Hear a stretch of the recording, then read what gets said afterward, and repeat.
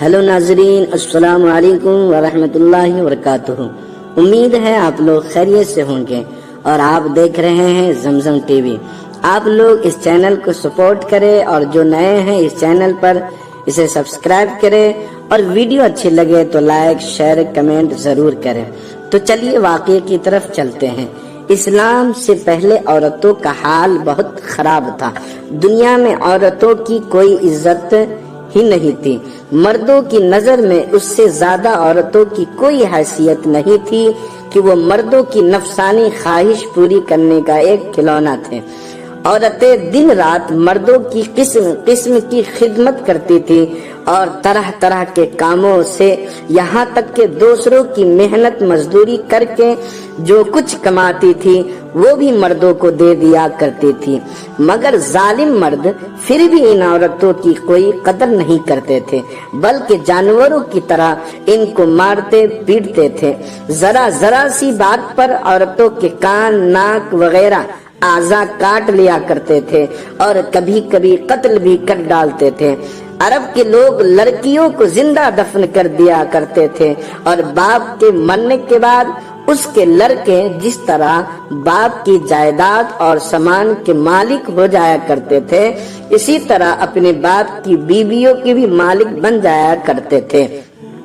اور ان عورتوں کو زبردستی لونڈیاں بنا کر رکھ لیا کرتے تھے۔ عورتوں کو ان کے ماں باپ، بھائی بہن یا شوہر کی میراث میں سے کوئی حصہ نہیں ملتا تھا، نہ عورتیں کسی چیز کی مالک ہوا کرتی تھی۔ عرب کے بعض قبیلوں میں یہ ظالمانہ دستور تھا کہ بیوہ ہو جانے کے بعد عورتوں کو گھر سے باہر نکال کر ایک چھوٹی سی تنگ و تاریک جھوپڑی میں 1 سال تک قید میں رکھا جاتا تھا۔ وہ جھوپڑی سے باہر نکل سکتی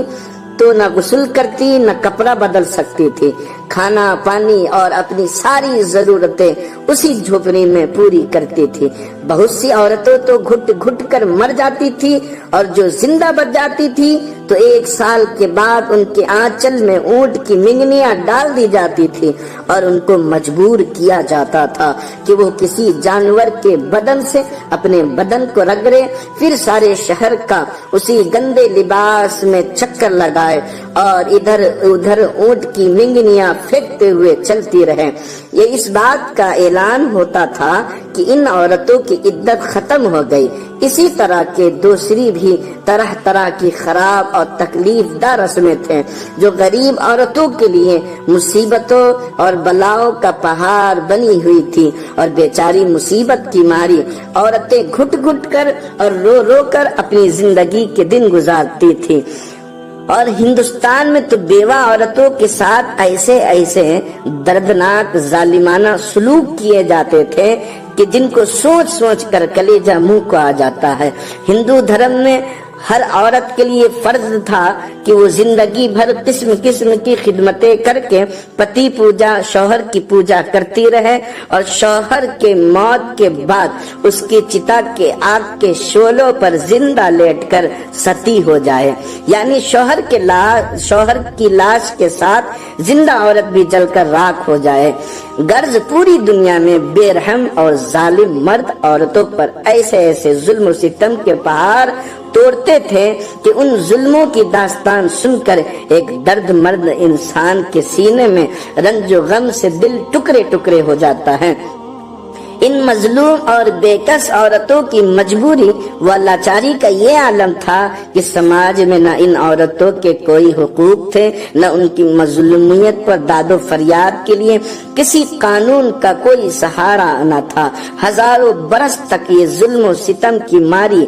دکھیاری عورتیں اپنے اس بے کسی اور لاچاری پر روتی اور بلبلاتی اور آنسو بہاتی رہی، مگر دنیا میں کوئی بھی ان عورتوں کے زخموں پر مرہم رکھنے والا اور ان کی مظلومیت کے آنسوؤں کو پوچھنے والا دور دور تک نظر نہیں آتا تھا۔ نہ دنیا میں کوئی بھی ان کے دکھ درد کی فریاد کو سننے والا تھا، نہ کسی کے دل میں ان عورتوں کے لیے بال برابر بھی رحم و کرم کا کوئی جذبہ تھا۔ عورتوں کے اس حال زار پر انسانیت رنج و غم سے بے چین اور بے قرار تھی، مگر اس کے لیے اس کے سوا کوئی چارہ کار نہیں تھا کہ وہ رحمت خداوندی کا انتظار کرے کہ ارحم الراحمین غیب سے کوئی ایسا سامان پیدا فرما دے کہ اچانک ساری دنیا میں ایک انوکھا انقلاب نمودار ہو جائے اور لاچار عورتوں کا سارا دکھ درد دور ہو کر ان کا بیڑا پار ہو جائے۔